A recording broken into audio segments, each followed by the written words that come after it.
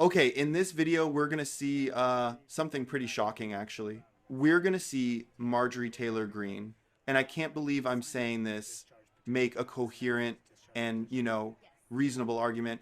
I know I'm as bewildered as you are. She's pushing for transparency on the Epstein files, which, a massive number of people want. But we're going to see how this newfound principled stand just completely evaporates the second she's asked to square it with Donald Trump's opinion on the matter. We're going to watch for that exact moment she gets rattled by the contradiction and has to do these mental gymnastics to, praise her leader while completely disagreeing with him. It's wow. It's quite the spectacle. As usual, let's watch the video in full. I'm going to give you guys my thoughts towards the end. This non-binding resolution vote? Because if he walks backwards, he may fall down. That would be terrible. That would not be good. Are you going to sign on to this discharge petition, Thomas Massey's discharge petition? Yes, I'm going to. And why is that? I believe in transparency, and I believe the American people. This is a serious issue. I can tell you, for the past, more than a week, the highest volume of calls into my office have been about Epstein. People want the information. They don't want things covered up, especially when it comes to the most well-known convicted pedophile in modern day history. It's important to them, and they really want the information out. The Speaker says he's not going to have a vote before the August recess. What do you say to him? He's also not having votes on a lot of appropriation bills that we need to pass before August recess. I think there's a problem there.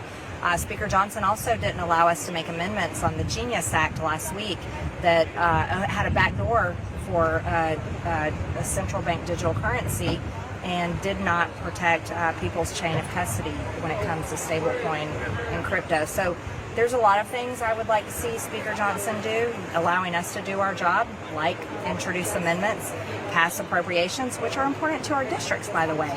Those appropriation requests is exactly what our districts deserve, and then as well as allowing discharge petitions come to the floor. The president wants to move on, though. He thinks that enough has been released. What's your reaction to that? Well, actually, I applaud the president and Pam Bondi for her move to unseal or ask the judge to unseal the records in the court. So looking forward to seeing what information comes out. Do you think she should testify to Congress, Pam Bondi? Not at this time. I think she's made the right move, and I was really glad to see her do that. So that's up to that court and that judge to see if the records are unsealed.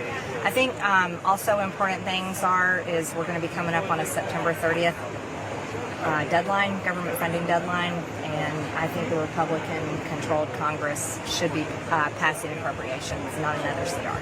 Can I ask you, the Speaker said he doesn't like discharge petitions. He also said it's a tool of the minority. What do you make of those comments? Well, I think discharge petitions are actually important. I think that every single district in the country votes for their representative, and whether they're in the majority or the minority, and that's the purpose of a discharge petition, is if 218 members of Congress sign it, that takes a combination of Republicans and Democrats, right? And then that allows something to come to the floor for a vote. The president's really frustrated, though, as you've seen him on Truth Social, and Republicans who are calling for more information.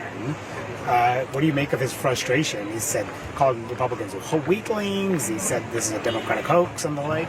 I really like President Trump, so I enjoy a lot of the things that he says. I think he's funny. I also think he has a great pulse on things, but on this issue, the American people really want to see transparency. It's become one of those basically fractures that is too big to ignore. And I'm really thankful that Pam Bondi is asking the courts to unseal so more information can come out. On a separate topic, can I ask you about the...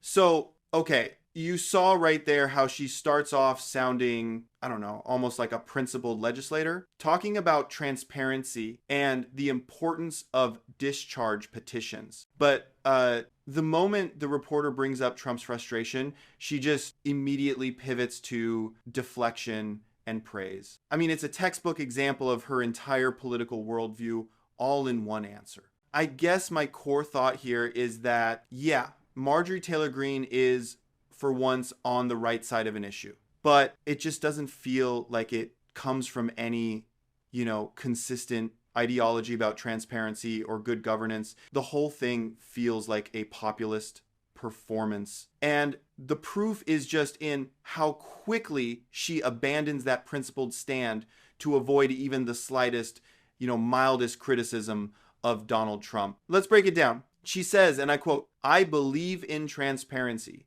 And she says the calls to her office about Epstein are the highest volume she's received. She also correctly points out the value of discharge petitions, saying, "I think discharge petitions are actually important.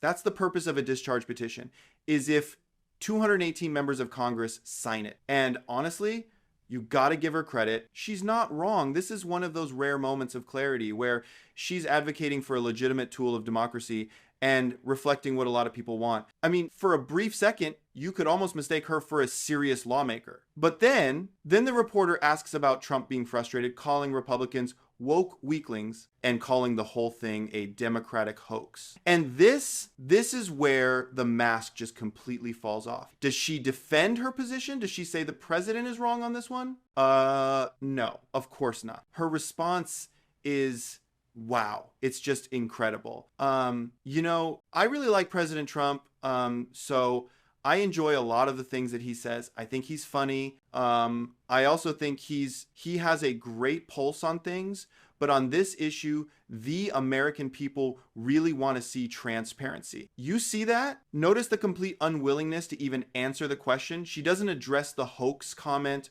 or his attacks on Republicans. She just says he's funny and has a great pulse, which is just a meaningless compliment, before changing the subject right back to the American people. I mean, if we're being honest with ourselves, this whole thing feels like a branding exercise.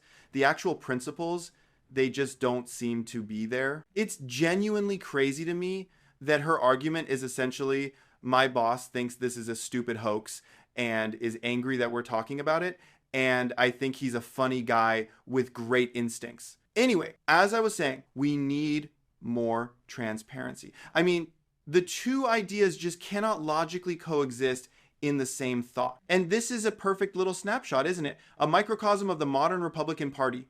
They demand accountability and transparency for their enemies. But when it's their own side, and especially their leader, the standards just evaporate. Truth seems to take a back seat to whatever is politically useful in that moment. It's why she can champion this cause while completely ignoring her leader's attempts to undermine it. She gets credit for tapping into a real public concern, but she slacks off, to put it mildly, by refusing to apply that standard to the person she wants in the White House. Let me know your guys' thoughts down in the comment section below. While you guys are down there, do me a massive favor, hit that subscribe button, and also give the video a thumbs up as well. I appreciate you guys, and as usual, I will see you guys in the next one.